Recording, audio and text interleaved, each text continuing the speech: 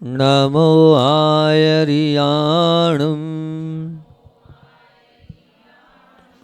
नमो बुवज्झायाणं नमो लोई सवसाहुडं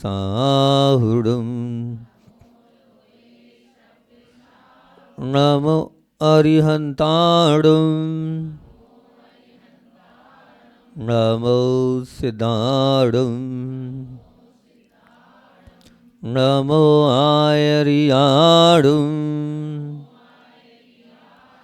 नमो बुवज्झायाणं नमो लोई सवसाहुडं नमो अरुहंताणं नमो सिद्धाणं नमो आयरियाणं नमो बुवज्झायाणं नमो लोई सवसाहुडं।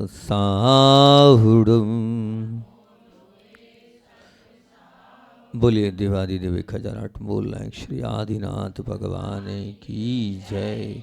परमोपकारी आचार्य भगवंत विद्यासागर जी महामुनिराज की। शिक्षा प्रदाता आचार्य भगवंत समय सागर जी महामुनिराज की।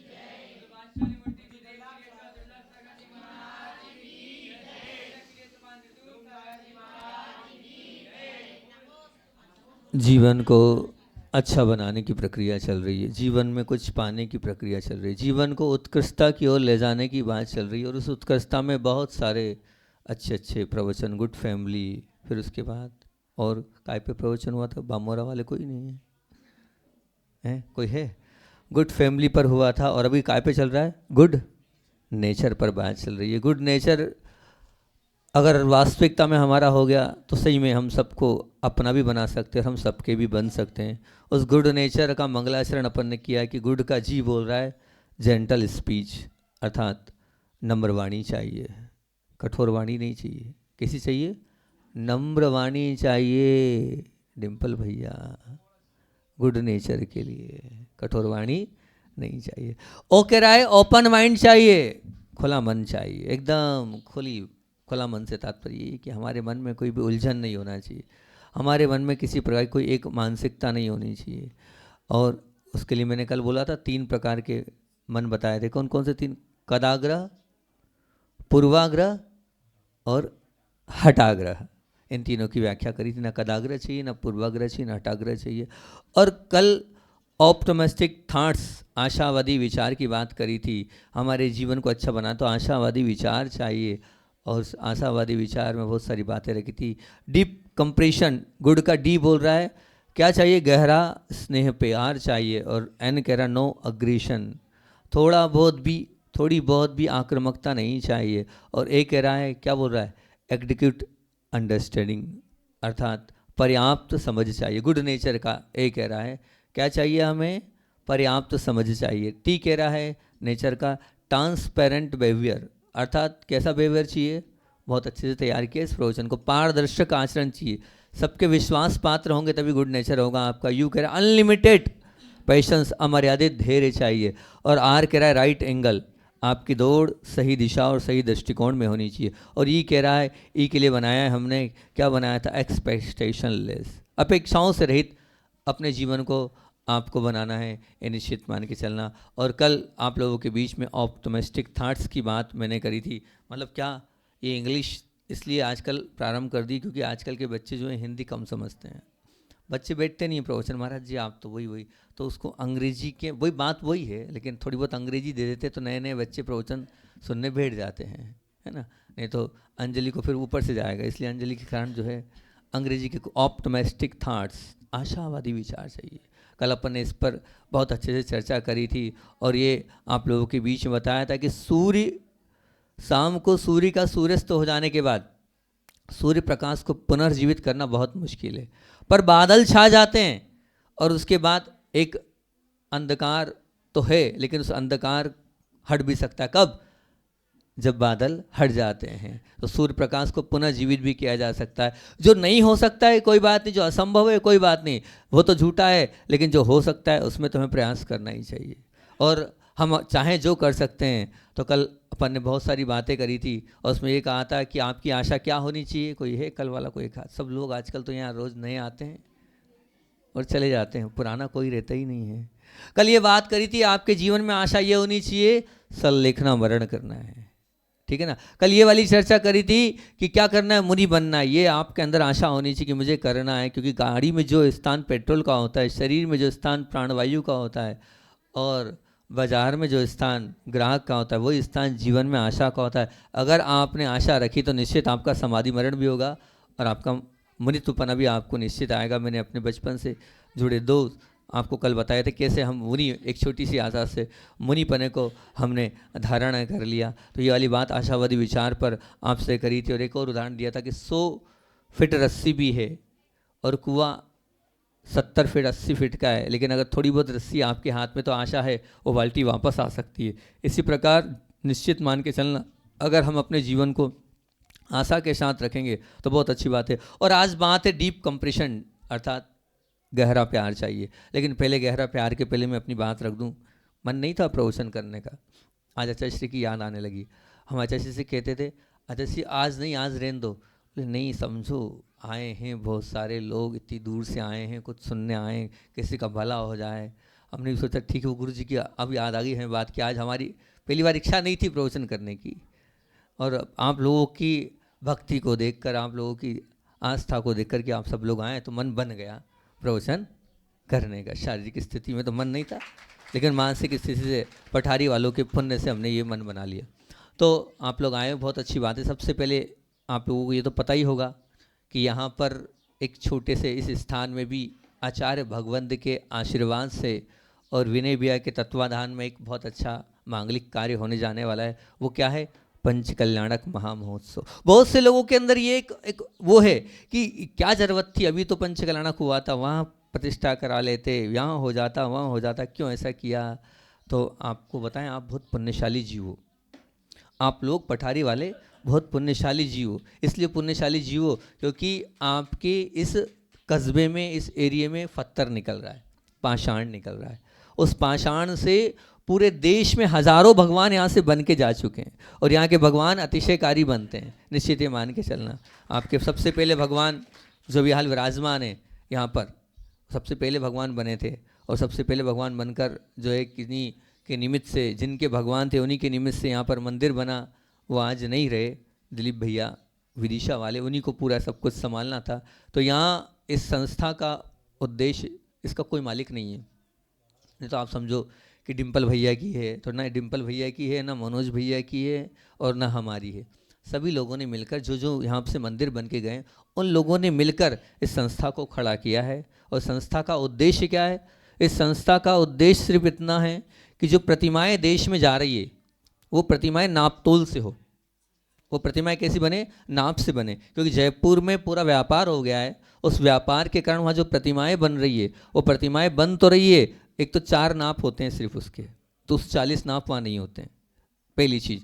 और दूसरी चीज़ ये है कि वहाँ पर जो प्रतिमा बनती है तो पूरा व्यापार हो गया, तो जहाँ से नाप होना चाहिए आगम के अनुसार, यहाँ से यहाँ तक का नाप होता है। तो जो नीचे की प्रशस्ति होती हैगी, वहाँ से यहाँ तक का नाप होता है। तो मूल में ही भूल है। इसलिए लोगों की एक मानसिकता बन गई, हम प्रतिमा विराजमान करेंगे, तो विराजमान करने के बाद क्या होगा? पर ये होता है कि स्थिति खराब हो जाती है, हम घाटे में जाते हैं, हम नुकसान में आते हैं। हम आपके सामने सतवांश वाले बैठे हैं, यहीं से वो प्रतिमा बन के गई है।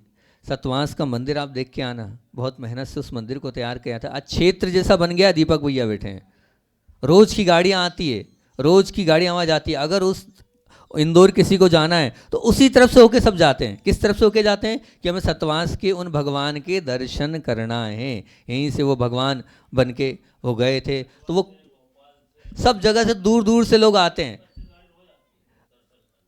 आपको बता दूं उस मंदिर के विषय में, यहाँ से वो भगवान बन के गए।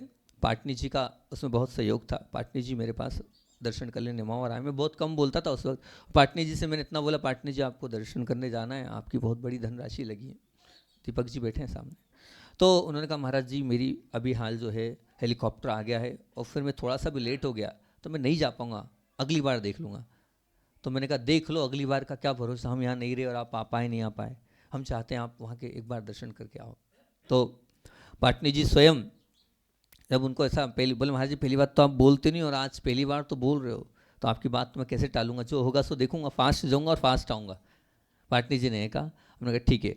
पाटनी जी गए, जाने के बाद वहाँ सतवास में घुसे मंदिर में घुसने के बाद 1 घंटा उनको मंदिर में लग गया। गए थे 5 मिनट के लिए, कितनी देर लग गई, 1 घंटा मंदिर में लग गया। प्रतिमा को आधे घंटे निहारते रहे, एक चीज़ को उन्होंने ऐसे निहारा। उनकी खुद की आचार्य श्री की आहार की झांकी उसमें बहुत सुंदर तरीके से बनाई थी, पूरे एक एक चीज़ को उन्होंने देखा। वहाँ बोले बाजोटा देखा मैंने, वहाँ की वो जो आपकी शानदार की पीठ है उसको देखा मैंने, वेदी देखी मैंने, प्रतिमा देखी मैंने, भाव विभोर हो गया।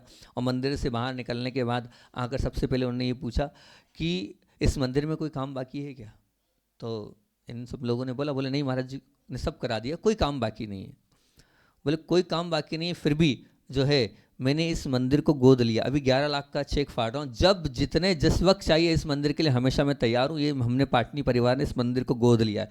इतनी छोटे से स्थान में इतने सुंदर भगवान, मैं कभी आज तक किसी मंदिर में 1 घंटे नहीं रुका हूँ, लेकिन 1 घंटे यहाँ पूरा मेरा निकल गया। आज किसी का मुझे कल जाना होगा, लेकिन भगवान इतने सुंदर थे कि हर इच्छा ही नहीं हो रही थी हटने की। प्राचीन पद्धति से ऐसे भगवान बनाए महाराज जी ने, बहुत सुंदर। मुझे तो विश्वास नहीं हो रहा है कि भगवान पठारी से बन के आए हैं। उनसे पूछा भगवान कहाँ से बन के आए, तो उन्होंने बताया खजुराहो से और बाकी पठारी से काम होके आए हैं भगवान। बोले मुझे विश्वास नहीं है कि भगवान पठारी से बने होंगे, पर महाराज जी ने बोला है तो निश्चित रूप से पठारी से ही बन के ये भगवान आए हैं। तो ये वो पठारी आपका स्थान है जहाँ से हजारों प्रतिमाएं बन के जा रही हैगी। और अब उसी श्रृंखला में एक और कार्य पूज्य गुरुदेव के आशीर्वाद से जुड़ गया, इसलिए पंचकल्याणक की भूमिका बनी, और कोई कारण नहीं था पंचकल्याणक की भूमिका का, कि पूज्य आचार्य भगवान के आशीर्वाद से यहाँ पर रेवती रेंज का सबसे बड़ा, दुनिया का सबसे बड़ा मंदिर जो है 11 लाख घनफीट का, राम मंदिर भी 1.5 लाख घनफीट 2 लाख घनफीट का है, ठीक है ना, मतलब उससे भी 5 गुना बड़ा, 6 गुना बड़ा मंदिर रेवती रेंज का आचार्य श्री जी का है, दुनिया का सबसे बड़ा मंदिर। और गुरुदेव ने पूरी अपनी अंतिम समय की पूरी ऊर्जा उसमें लगाई है। वो मंदिर आपकी इस पठारी, इस सेतपुर क्षेत्र से बनकर जाएगा, इस स्थान से वो पूरा मंदिर बन के जाएगा। उसी मंदिर की संयोजना, जब गुरु जी का आशीर्वाद आया, इंदौर कमेटी आई, तो उसी संयोजना के तहत यहाँ पर जो है कि बनना तो सब कुछ है ही, टीन शेड भी बनना है और लोगों के लिए रुकने के लिए स्थान, 200-300 कारीगरों को रुकने के स्थान भी बनना है, सब कुछ बनना है। और यहाँ के बहुत भावना भी थी, जिनकी प्रतिमा थी उन दोनों का कहना यही था, जिनने अभी सुंदर सा परिकर रखा है हमारे यहाँ, उनका कहना यही था महाराज जी आप पंचकल्याणक उस स्थान पर कराओ, उस स्थान पर कराओ। फिर मेरा भाव हुआ ठीक है कोई बात नहीं, जब इनके भाव है ही, शुरू से वो बोलते ही आए, तो पंचकल्याणक के संयोजना भी बन गई, गुरुदेव ने आशीर्वाद भी दे दिया। अब आशीर्वाद तो गुरुदेव ने दिया है, लेकिन ये जो क्षेत्र है एक इसके उसमें आता है नाम क्या कहलाता है, पठारी। क्या कहलाता है, पठारी वालों का ये क्षेत्र है। जब पठारी वालों का ये क्षेत्र है तो हम यही कहेंगे आपसे, आपके धन की आवश्यकता नहीं है। आप लोग घबराना मत कि महाराज जी धन वन के चक्कर में तो नहीं पड़े, धन की कोई नहीं, धन तो खूब बह रहा है। आपके तन की और मन की आवश्यकता है, आपके धन की आवश्यकता नहीं। आप तो वैसे ही बहुत सारा दे चुके हो, ठीक है ना, आप तो यूँ खाली हो चुके हो। तो मुझे धन वन नाम कमेटी यहाँ की ना कोई मांग रहा है, आपका तन और आपका मन चाहिए, आपका तन और आपका मन चाहिए, क्योंकि सबसे पास में यही समाज है। और बाहर के जो लोग आएंगे वो यही देखेंगे कि यहाँ पठारी पास में है और पठारी वालों ने कितना इसमें लाभ लिया, पठारी वाले इसमें कितने सहभागी हैं। तो कहीं आपको ये ध्यान रखना, आप अपने गांव की नाक को कटाना मत, ठीक है ना, आप अपने गांव के नाक को कटाना मत। जितने भी हैं हमारे भाव महिला मंडल यहाँ आई हैगी, महिला मंडल से हम ये कह रहे हैं कि आप कम, जितने मेरे ख्याल से कितनी महिलाएं होंगी, कितनी होंगी पठारी में, 100 परिवार हैं, 100 कम से कम 50 जोड़े तैयार कर लेना, ठीक है ना, कम से कम 50 जोड़े मेरी मुख से निकल गया है तो आप लोगों की जिम्मेदारी महिला मंडल की 50 जोड़े बैठने वाले हो जाए, ठीक है ना, 50 जोड़े बैठने वाले हो जाए। उसमें आपको जो भी जैसा भी हो, जिस प्रकार की भी राशि आप जितनी दे सकते हो उतनी दे देना, नहीं दे सकते हो तो कोई दिक्कत नहीं। अगर सक्षम है तो मतलब उसकी जो एक नॉमिनल जो चार्ज द्रव्य सामग्री का और उसका रहे वो आप दे देना, नहीं दे रहे हो तो भी कोई दिक्कत नहीं, पर कम से कम 50 जोड़े पठारी से बैठना चाहिए। अब बार बार निवेदन ये आ रहा है कि चलो हम तैयार हैं चलने के लिए, है ना, आपने कहा चलो, बार बार 2-3 दिन से जो है डिम्पल की मम्मी आ रही है, एकदम तेज आवाज में बोलती है कि हमारे भैया जी बोले एक बार हम आर करने गए, डिम्पल भैया बोले हम तो घबरा गए एकदम। तो मनाही कुछ नहीं है, पहले जो है 50 जोड़ी आप तैयार करके लाओ और फिर अपन चलेंगे, कोई बाधा नहीं है, हम मना नहीं करें। 50 जोड़ी आप तैयार करो, विधान में बैठना, पास में आप तो वापस भी जा सकते हैं, पंचकल्याणक को अटेंड करके आप वापस भी जा सकते हैं। वैसे जैसी व्यवस्था यहाँ भी रुकने की व्यवस्था हो रही है वहाँ भी हो रही है। तो ये मेरा भाव था कि पठारी समाज को इसमें जुड़ना है, पठारी समाज को इसको संभालना है, पठारी समाज को इसे पूरी तरीके से व्यवस्थित मैनेजमेंट करना है। अभी महिला मंडल यही है, पुरुष मंडल में तो मुझे बस भैया जी दिख रहे हैं और कोई दिख नहीं रहा है ना। तो सभी लोग समझ के कर लें एक चीज़। दूसरी चीज़ और एक बात बोल रहा हूँ कि आप लोगों का सच में बहुत पुण्य का उदय है। जब मैं यहाँ आया था तो भाव सागर जी स्पेशल मुझसे मिलने आए थे, और मिलने इसलिए आए थे कि महाराज जी आपका क्षेत्र जो है प्रतिमाओं का है, मतलब प्रतिमाओं के विषय में आप बहुत अच्छे हैं। और अभी पूज्य गुरुदेव के आशीर्वाद से एलोरा के जो पार्श्वनाथ भगवान हैं, उन एलोरा के पार्श्वनाथ भगवान को हजारों साल के लिए अजर अमर कर दिया। वो हर 10-5-7 साल में लेप निकलता था, उसका लेप होता था। तो गुरुदेव ने बोले वहाँ दुर्लभ गए ही है तो उसको व्यवस्थित वो करा दे तो बहुत अच्छा रहेगा। उनकी भावना के अनुरूप वहाँ पर भगवान को हम 21 दिन ऊपर ही रुके थे। हम एलोरा में 21 दिन ऊपर ही रुके, 2 दिन में 1 घंटे के लिए उतरते थे, सिर्फ 2 दिन में आते थे, सिर्फ 1 घंटे के लिए वहीं तलहटी में आहार होते थे। बाकी वहीं पूरे 22 दिन रुके थे, 22वें दिन हम नीचे उतर के आए थे वहाँ से। तो वहीं पर 22 दिन वो भगवान पूरे बहुत अच्छे से व्यवस्थित तैयार कर दिए, और अब हजारों साल के लिए वो पार्श्वनाथ भगवान बहुत सुंदर, इतने सुंदर कि अब जो भी जाता है वो कहता है सचमुच में बहुत सुंदर भगवान वहाँ के बन गए। अब यही भाव लेके भाव सागर जी मेरे पास आए थे कि महाराज जी हमारे यहाँ भी, हम जहाँ पंचकल्याणक कर रहे हैं पठारी में, आप बड़े बाबा के लिए लेप करा दो। हमने उस समय सब पूरी ताकत लगा दी, लगे रहे हम यहाँ वहाँ सब जगह, जितने भी लेप वाले थे सब जगह मैसेज किया, लेकिन नहीं हो पाया। अब योग संयोग की बात है कि वो पहले फ़ोन पहुँचोंगे। तो हम कल बैठे थे तो उनका ही मैसेज वहाँ से आया, बोले वो महाराज जी को नमोस्तु, महाराज जी से पूछो लेप करना है क्या। अब मैं फ्री हूँ, मेरे हाथ का एक्सीडेंट हो गया था तो मैं फ्रैक्चर निकल चुका है, और अगर महाराज जी कहेंगे तो मैं लेप करने आ जाऊँगा। तो मैंने कल यही बोला, मैंने कहा मैं आया हूँ, लाभ ले लो। योग संयोग की बात है, पंचकल्याणक भी है, उसी पंचकल्याणक में आपका भी कार्य हो जाएगा। कोई बहुत बड़ी बात नहीं है, यहीं कहीं आराम से हम लोग सिटी में 4-4, 5-5 किलोमीटर तक प्रतिष्ठाओं को करने उसी से जाते थे। इंदौर में जब पंचकल्याणक हुआ तो 5-5 किलोमीटर संस्कार करने जाते ही थे, कोई बहुत बड़ी बात नहीं, उसको मैनेज कर लेंगे।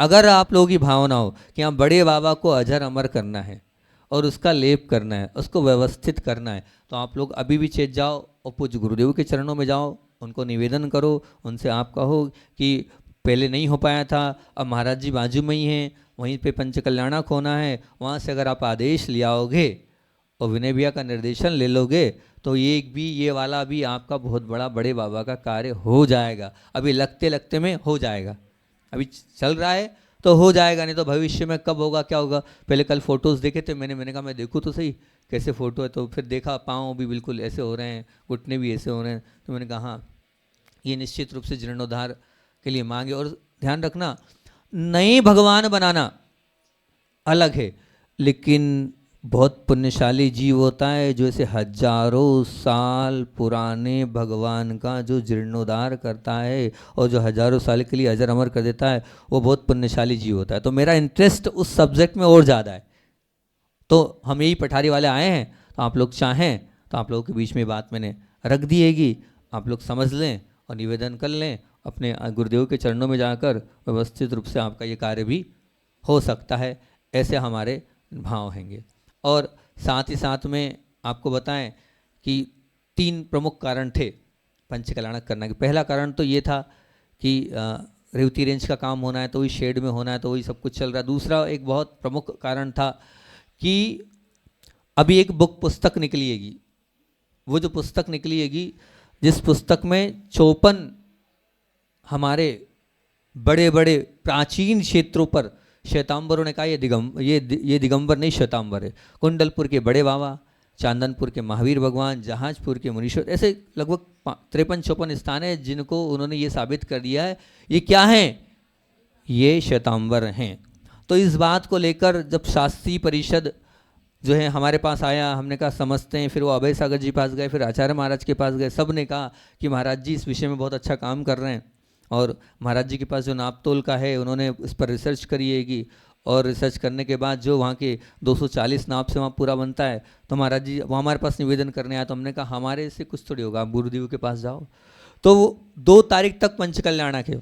अब उसके लिए संगोष्ठी चाहिए थी, स्थान चाहिए था, जहाँ प्रतिमाओं वाला चाहिए था, तो उसमें एक कड़ी भी जुड़ गई, इसलिए और भाव बन गए कि ठीक है। तो 3, 4 और 5 जून को यहाँ पर पूरे देश के बड़े बड़े विद्वान, शास्त्री परिषद के और साथ साथ में जो भी और एक्सपर्ट हैं इस क्षेत्र के, जो बहुत ज़्यादा जानकार है कि नींव कैसे भरना है, वेदी कैसे भरना है, 3 दिन अलग अलग इसीलिए रखें। एक दिन सिर्फ दिगंबर श्वेतांबर प्रतिमाओं का अंतर, जिससे ये लिखा जाए, क्योंकि अगर हम आज लिखेंगे नहीं तो कल वो इतिहास बन जाएगा, इतिहास बन जाएगा तो कभी भी कोर्ट में प्रस्तुत कर देंगे कि देखो साहब ये है और ये श्वेतांबर प्रतिमा है।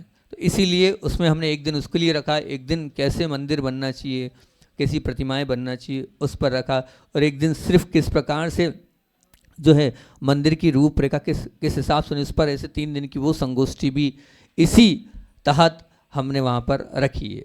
और तीसरा और एक संयोजना का कार्य यह था कि इतने उसमें क्यों दिया, मेरे मुख से तीर्थंकर बनना है, भगवान के बाजू में बैठना है।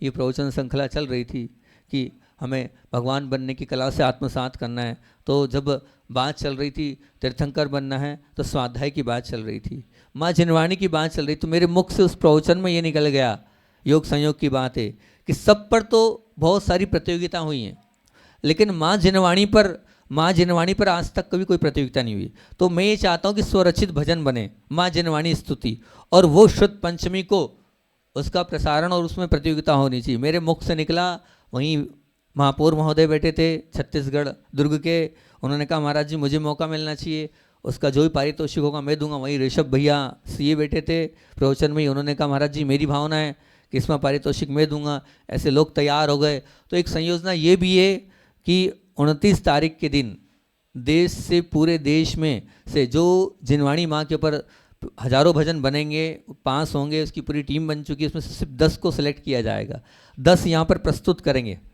भैया जी ने 29 तारीख दी है कि 29 तारीख के दिन दोपहर को वो बहुत बड़ी प्रतियोगिता पहली बार हो रही माँ जिनवाणी पे, वो भी यहाँ रखना था। अब वो शुद्ध पंचमी पे ही करना था, अब शुद्ध पंचमी में करना था, पूरी संयोजना थी, तो इसलिए तीसरी संयोजना वो भी जुड़ गई। और शुद्ध पंचमी को पूरे देश से बड़े बड़े जो कलाकार हैं वो भी यहाँ पर आएंगे और अपनी अपनी कला को प्रस्तुत करेंगे। माँ जिनवाणी पर पहली बार, बाकी तो आचार्य जी पर हुआ है, भगवान पर खूब भजन बने, महाराजों पर खूब भजन बने, खूब सारी प्रतियोगिताएं हुई हैं, लेकिन कभी जिनवाणी माँ के ऊपर जिनवाणी स्तुति स्वरचित और गायन करके वो अभी तक नहीं हुआ है। वो वाली शुद्ध पंचमी जो आ रही है, उस शुद्ध पंचमी को नहीं इसलिए नहीं किया है कि शुद्ध पंचमी एक दिन पहले अपन ने रखा है, ताकि शुद्ध पंचमी में जो विनर 3 होंगे उन 3 की घोषणा हम शुद्ध पंचमी के दिन सबके बीच में करेंगे। तो एक ये वाली भी संयोजना उसमें जुड़ चुकी है, इसलिए 2-3 संयोजना के साथ ये महामहोत्सव पंचकल्याणक यहाँ पर हो रहा है। गर्मी में मानता हूँ बहुत ज़्यादा है, लेकिन एक प्रवचन हमने चैलेंज पे किया था। ये वास्तविकता में चैलेंज इतनी गर्मी में भी उसको करना, लेकिन पूज्य गुरुदेव का आशीर्वाद है। जब गुरुदेव ने एक संगोष्ठी रखी थी कुंडलपुर में, देश के सब विद्वान आए थे, उसी श्रुत पंचमी पर रखी थी। सबने मना किया था कि अच्छा श्री जी बहुत गर्मी है, कोई नहीं आएगा, कैसा होगा, आपसे हमारी विनती है ये समय थोड़ा छोड़ दो। सिलवानी में बहुत अच्छा था, ठंड में करी थी आपने, वहाँ तो पूरे देश के विद्वान आ गए थे, लेकिन कुंडलपुर में ईश्वर पंचमी मत करो आप, मान जाओ मान जाओ।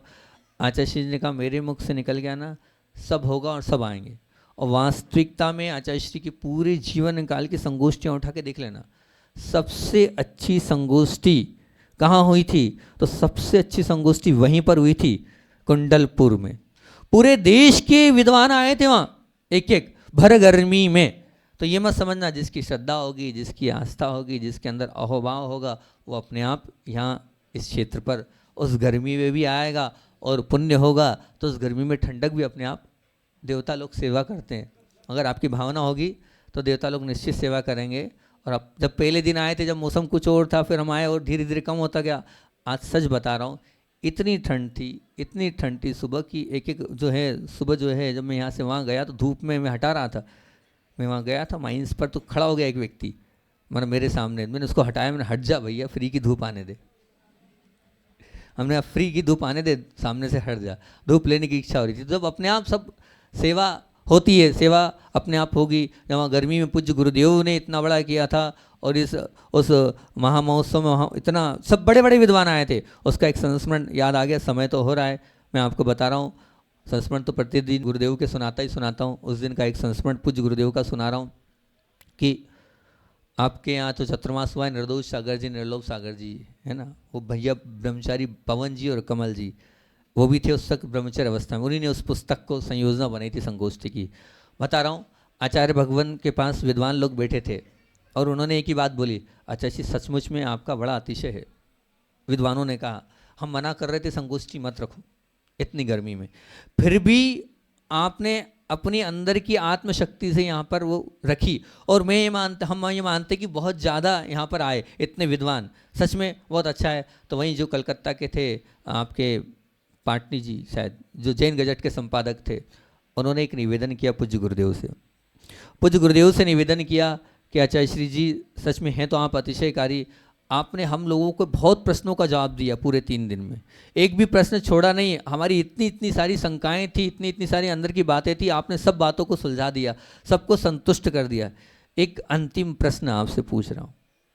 उन्होंने कहा, जैन गजट के संपादक महोदय ने बोले, अंतिम प्रश्न पूछ रहे हैं, आप उसका जवाब दे दो। तो अच्छा सिंह, हाँ बिल्कुल, क्योंकि आपने बहुत सारी असरफियाँ हमारी झोली में डाल दी, एक असरफी और डाल दो, हम प्रसन्न हो जाएंगे। तो आचार्य श्री जी से उन्होंने निवेदन किया, हाँ बोलो बोलो, जो बोलोगे जवाब देंगे, अभी तक क्या नहीं दिए, 3 दिन से तो दे रहे हम जवाब आपको। तो उन्होंने प्रश्न किया, आचार्य श्री जी आपके वैराग्य का क्या कारण है? क्या प्रश्न किया? आपके वैराग्य का क्या कारण है? आचार्य भगवान से संगोष्ठी में उन सब विद्वानों ने भर गर्मी में ये वाला प्रश्न किया, और तब आचार्य श्री मुस्कुराने लगे और नीचे मुंह कर दिया। फिर वहीं बिजनौर वाले रमेश चंद जी ने कहा, पूज्य गुरुदेव प्रसन्न कर दो, इतनी सी बात और बता दो, आपके वैराग्य का कारण क्या था? तो फिर आचार्य श्री फिर मुस्कुरा दिए, फिर नीचे मुंह कर लिया। फिर और विद्वानों ने कहा, आचार्य महाराज बस इतना सा और कर दो, संतुष्ट हो जाएंगे, सब तो दिया, इतना सा और दे दो, आपके वैराग्य का कारण बता दो। तब आचार्य श्री के मुख से इतना सा, वैराग्य अकथनीय है, वैराग्य को बताया नहीं जाता है। जैसे आचार्य श्री जी ने ये बात बोली, उसी बीच में एक विद्वान बोले आचार्य श्री जी आगम ग्रंथों में जब जो तीर्थंकरों के वैराग्य का कारण उपलब्ध मिलता है तो फिर क्या बात है, आप ऐसा क्यों बोले, वैराग्य अकथनीय है? तो फिर आचार्य श्री जी ने बहुत अच्छी बात, मैं वहीं खड़ा था, और आचार्य श्री जी ने बहुत अच्छी बात बोली कि वो ध्यान रखना, कभी किसी तीर्थंकर ने अपने मुख से नहीं बोला है, लिखने वालों ने लिखा है, लिखने वालों ने लिखा है, कभी भी कोई तीर्थंकर ने अपने मुख से नहीं बताया मुझे इस कारण से वैराग्य हुआ है, कुछ नहीं। फिर बन उदास था आचार्य श्री से, सब लोग चाह रहे थे वैराग्य का कारण, लेकिन वो वैराग्य का कारण जब नहीं बताया तो आचार्य श्री ने बहुत अच्छी बात बोल दी। बोले ध्यान रखना, मैंने अगर मेरे वैराग्य का कारण बताया तो मुझे नीच गोत्र का बंद हो जाएगा। काय का बंद हो जाएगा? काय का बंद हो जाएगा? क्या गुरुदेव का चिंतन है सचमुच में। बोले मुझे नीच गोत्र का बंद हो जाएगा। विद्वान बैठे हैं, बोले आचार्य महाराज हम सब इतने पढ़े लिखे तो हैं और आप हमें ऐसा बोल रहे हो नीच गोत्र का बंद हो जाएगा। तो आचार्य ने कहा, मैं जो बोल रहा हूँ बिल्कुल सही बोल रहा हूँ। क्या सूत्र आया है, पर आत्मनिंदा पसंद से सदगुण भावने च नीचेर गोत्र से, अपनी प्रशंसा करने से नीच गोत्र का बंद होता है। अपनी प्रशंसा, बोले मैं अपना वैराग्य बताऊंगा तो उसमें मेरी प्रशंसा झलकेगी, मैं अपना वैराग्य बताऊंगा तो उसमें क्या झलकेगी? प्रशंसा झलकेगी। तो मैं नहीं चाहता अपनी प्रशंसा करके नीच गोत्र का बंद करना। इसलिए जो है भैया आप समझो बात को, आप तो बाकी सब जवाब तो दिए, लेकिन ये जवाब मैं आपको नहीं दे पाऊंगा, क्षमा चाहता हूँ, आप लोगों को बुरा जरूर लग रहा है, लेकिन मुझे नीच गोत्र में नहीं जाना है। विचार करना, हम लोग तो दिन रात अपने मुँह मियाँ मिट्ठू बनते रहते हैं, अपने खुद की प्रशंसा करते रहते हैं, और प्रशंसा तो करते ही करते हैं। वहाँ क्या आया है नीच गोत्र के, कि दूसरों के दोषों को क्या करना है? ढकना, और उनके गुणों को सबके बीच में बताना, और अपने जो क्या हैं दोषों को बताना और अपने गुणों को ढकना। ये उच्च गोत्र का कारण होता है। क्या आप लोग हैं ऐसे थोड़े बहुत उच्च गोत्र के बंद करने वाले? ध्यान रखना, जब जब भी किसी की अपनी प्रशंसा करोगे नीच गोत्र का बंद होगा। नीच गोत्र मीन्स क्या? नीच गोत्र से क्या मिलता है? नीच गोत्र मतलब नरक। निज गोत्र मतलब त्रियंश। अगर आपको नरक और त्रियंश में नहीं जाना है तो अपनी स्वयं की प्रशंसा नहीं करना। ध्यान रखना, अपने खुद के मुख से अपनी प्रशंसा 3 काल में भी आपको नहीं करना है। अगर आप करोगे तो निज गोत्र का बंध आपको होगा। और दूसरों के दोषों को भी नहीं देखना। अगर दूसरों के दोषों को आप निहारोगे, देखोगे, तब भी निज गोत्र का मीटर चालू हो जाएगा। नरक और त्रियंश का गति का बंध प्रारंभ हो। नरक और त्रियंश में आपको जाना ही कि निज गोत्र का उदय कहाँ होता है, शाश्वत उदय कहाँ होता है। थोड़ा बहुत स्वाध्यायशील हो अगर आप, तो नरक में शाश्वत उदय होता है, मतलब हमेशा उदय होता है काय का, निज गोत्र का। त्रियंशों में भी होता है, वह पंचम गुण स्थान कोई का हो जाता है तो वो चेंजेस कुछ आचार्य मानते हैं कि परिवर्तित होकर उनकी निश्चय का उच्च हो जाता है, कुछ आचार्य ऐसा मानते हैं। तो ध्यान रखना, ना कभी अपने को प्रशंसा स्वयं की करना है और ना ही अगर दूसरों की अगर कुछ आ रही है तो उनके दोषों को ढकना है।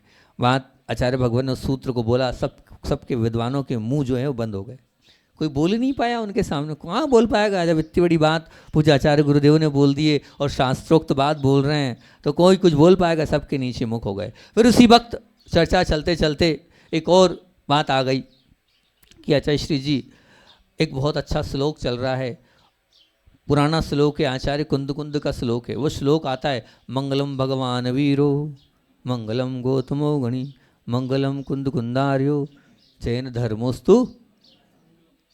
बोले आचार्य भगवान ये सूत्र इस गाथा को बदल के जो है किन्हीं किन्हीं महाराजों ने यहाँ पर हाँ मंगलम भगवान वीरों के कुंद कुंद के आगे क्या लिख दिया, पुष्पदंतो लिख दिया है। क्या कर दिया है, पुष्पदंतो कर दिया है और पुष्पदंत वहाँ लिख दिया है और हम लोगों की कोई सुनेगा नहीं।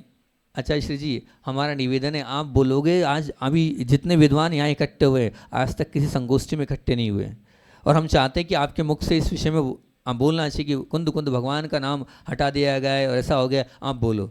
तो आचार्य श्री जी ने बड़ा अच्छा जवाब दिया। क्या कहा, आचार्य श्री जी ने कहा कि भैया इन सब विषयों पर मेरा अधिकार नहीं है बोलने का, ना मैं बोलूँगा इन सब विषयों पर, ना मैं बोलूँगा इन सब विषयों पर। वहीं रमेश चंद जी बिजनौर बेटे थे, शास्त्री परिषद के अध्यक्ष, उन्होंने कहा आचार्य श्री जी मैंने तत्वार्थ सूत्र को पढ़ा भी, तत्वार्थ सूत्र को पढ़ाया भी और तत्वार्थ सूत्र को लिखा भी, सालों हो गए थ्योरिकल को करते करते, आज पहली बार प्रैक्टिकल देखा मैंने, आज पहली बार प्रैक्टिकल देखा। जब खुद की प्रशंसा खुद के वैराग्य की बात आई तो आपने कह दिया क्या बोल दिया आपने कि भैया मैं नहीं चाहता हूँ, सो प्रशंसा हो जाएगी। अब जब दूसरों की किसी कुछ बात की बोली तो ये मेरा विषय नहीं है। ना आप किसी की दूसरों की, ना तो आप बुराई करते हो, बुरा है तो भी उसको आप ढकने का प्रयास करते हो और ना अपनी प्रशंसा करते हो। सचमुच में आप तो इस पंचम काल के चलते फिरते तीर्थंकर स्वरूप चर्या के धारक हैं।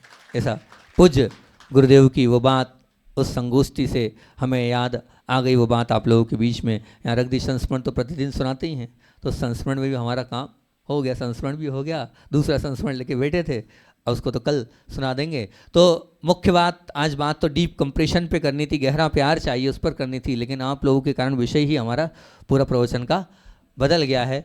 तो यही हम अपेक्षा रख रहे हैं पठारी वालों से। 2 बातें यहाँ पर हमने आपके बीच में रख दी। एक तो बड़े बाबा की अगर आपको कराना है तो उसको भी आप देख सकते। दूसरा आपको तन और मन से, क्योंकि सबसे पास में 5 किलोमीटर पर पठारी समाज ही है, कहीं ऐसा ना हो कि सब तो आए लेकिन पठारी वाले ही उसका लाभ ना लें, ऐसा मत करना है ना। क्योंकि ये जो मंदिर है ये सबका है, किसी एक का मंदिर नहीं है। सभी को मिलकर इस कार्य की संयोजना में सहयोग करना है। देश विदेश से बहुत दूर दूर से इस आयोजन के लिए लोग आ रहे हैं, तो इस आयोजन में अगर आप सहभागिता नहीं देंगे तो उनको फिर संभालेगा कौन, ये हमारी भावना है।